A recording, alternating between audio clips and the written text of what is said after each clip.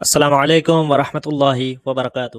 آج میں آپ کے سامنے شیعہ مذہب کی ایک معتبر روایت پیش کرنے والا ہوں۔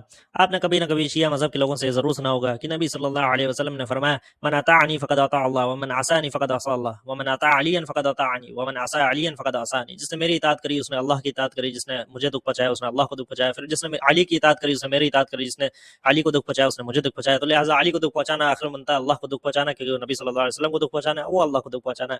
تو میں آپ کے سامنے شیعہ مذہب کی معتبر روایت پیش کرنے والا ہوں، جس کو معجم الاحادیث المعتبرہ کے اندر آصف محسنی نے، مجمع البحرین کے اندر بھی نقل کیا گیا۔ اس کے علاوہ علامہ مجلسی نے ملاذ الاخیار کے اندر، اور کلینی نے اپنی فروع کافی کے اندر، اور اسی طرح سے شیخ طوسی نے تہذیب الاحکام کے اندر نقل کیا ہے، اور اس کی روایت کی صحت میں کوئی شک نہیں۔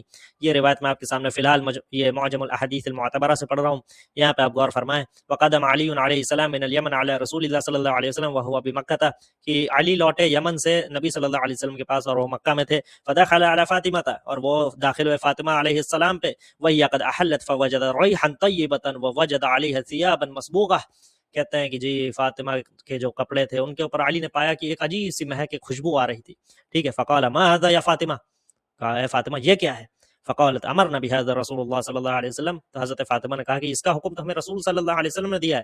فخرج علی علیہ السلام الى رسول اللہ صلی اللہ علیہ وسلم مستفتیا محرشا علی فاطمہ۔ سبحان اللہ۔ اور بہت ہی عظیم ترین قصہ، بہت ہی عجیب ترین قصہ جو شیعہ مذہب کے لوگوں نے روایت کیا ہے کہ نبی صلی اللہ علیہ وسلم کے پاس علی گئے فتویٰ طلب کرنے، محرشا علی فاطمہ، فاطمہ کے اوپر غضبناک ہو کے، ناراض ہو کے، جھگڑے کی نیت سے، محرشا علی فاطمہ، فاطمہ کے اوپر جھگڑے کی نیت سے، مستفتیان، رسول اللہ کے پاس گئے فتویٰ طلب کرنے فاطمہ کے خلاف۔ سبحان اللہ۔ اس کو اب آپ دیکھیں مع توثیق، میں اس کی توثیق بھی پیش کرنے لگا ہوں۔ یہ تفصیل الشریعہ کے اندر کہتے ہیں وہی صحیحۃ معاویہ بن عمار عن ابی عبداللہ علیہ السلام، یہ روایت جعفر صادق سے بالکل صحیح طریقے سے آئی ہے۔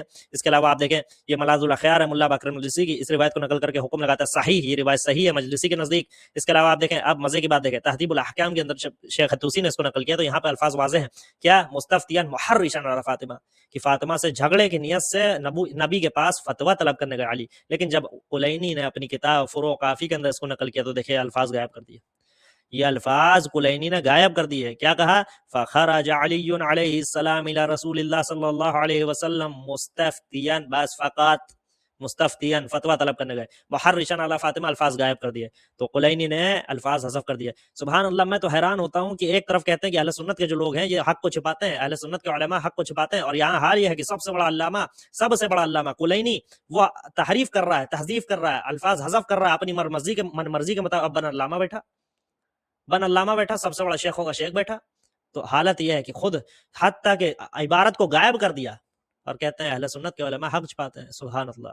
شرم آنی چاہیے، شرم آنی چاہیے۔ اب ہم کہتے ہیں حکم کیا ہے؟